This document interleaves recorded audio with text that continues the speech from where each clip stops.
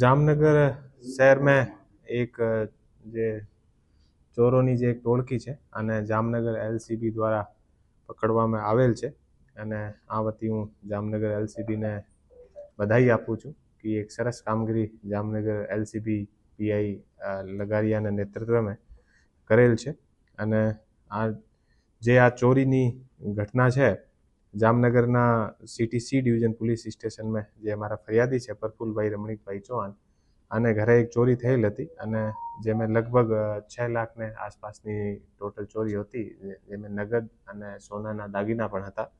આને અલાવા 10મા મહિનામાં 2024માં પણ એક માયાબેન રામજીભાઈ ચંદ્રાને ઘરે પણ એક ચોરી થયેલ હતી અને આ ચોરી લગભગ 4 લાખની આસપાસની ચોરી હતી.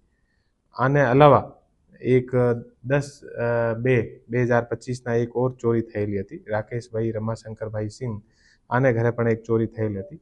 અને આ જે બધી જે ચોરીના બનાવ હતા, આ બનાવમાં સોના ચાંદીના દાગીના અને રોકડ રકમ ગયેલ હતી. જામનગર એલસીબી દ્વારા એક સરસ કામગીરી કરેલ, જેમાં આ ચોરોની જે ટોળકી છે આને પકડી પાડેલ છે. આમાં ટોટલ 2 આરોપી છે. આમાંથી એક આરોપી છે જ્ઞાનેન્દ્રસિંહ જગદીશસિંહ જાટ, આની ઉંમર લગભગ 23 વર્ષ છે અને આ મજૂરીનું કામ કરે છે અને ઢીંચડા રોડ સેનાનગરમાં રહે છે અને મૂળ નિવાસી એ યુપીના છે. બીજો જે આરોપી અત્યારે પકડાયેલ નથી, આનું નામ સંદીપભાઈ મોતીલાલ રાઠોડ છે અને એ જામનગરના ડિફેન્સ કોલોનીના બાલાજી પાર્કમાં રહે છે, એ પણ મૂળ યુપીના છે. એલસીબી દ્વારા અત્યારે ટોટલ 3 ગુનાનો ઉકેલ કરવામાં આવેલ છે. આમાંથી એક આરોપી પકડાઈ ગયો છે અને બીજો આરોપી પકડવાનો બાકી છે. ટોટલ જે મુદ્દામાલ રિકવર થયો છે એ 21 લાખનો મુદ્દામાલ રિકવર થયો છે. આમાં 217 ગ્રામ યાની 27 તોલા લગભગ 20 લાખની કિંમતનો સોનો રિકવર થયો છે અને 120 ગ્રામ ચાંદીના દાગીના અને રોકડ રકમ 1 લાખ ના આસપાસ રોકડ રકમ અને એક મોબાઈલ, ટોટલ 21,53,350 રૂપિયાનો મુદ્દામાલ પોલીસ દ્વારા રિકવર કરવામાં આવેલ છે.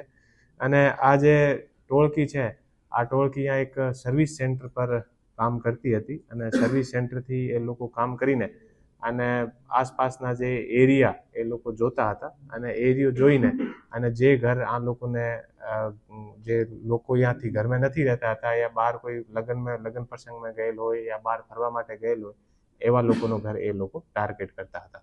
અત્યારે પોલીસ દ્વારા બધાથી પૂછપરછ ચાલુ છે અને બીજા કઈ ગુના એ આ લોકો દ્વારા કરવામાં આવેલ છે, આનું પણ અત્યારે જે તપાસનું કામ ચાલુ છે. નવા ગુના અને બીજી કોઈ પણ વસ્તુ આપણે ધ્યાન પર આવશે તો અમે પ્રેસ નોટના માધ્યમથી મીડિયામાં મૂકશું. અને આ સરસ કામગીરી કરવા બદલ હું જામનગર એલસીબીના જે હેડ કોન્સ્ટેબલ દિલીપભાઈ તલવાડિયા, હિતેન્દ્રસિંહ જાડેજા, કાસમ બ્લોચ અને મયુરસિંહ પરમાર, એ લોકો સરસ રીતે બાતમી આધારિત એ કામગીરી કરી હતી. તો એલસીબીના પીઆઈ લગારિયા, પીએસઆઈ મોરી અને પીએસઆઈ જે કાંઠળિયા અને આની બધી ટીમને હું ધન્યવાદ આપું છું, બધાઈ આપું છું અને સરસ કામગીરી બદલ બધાને યોગ્ય ઇનામ પણ આપવામાં આવશે.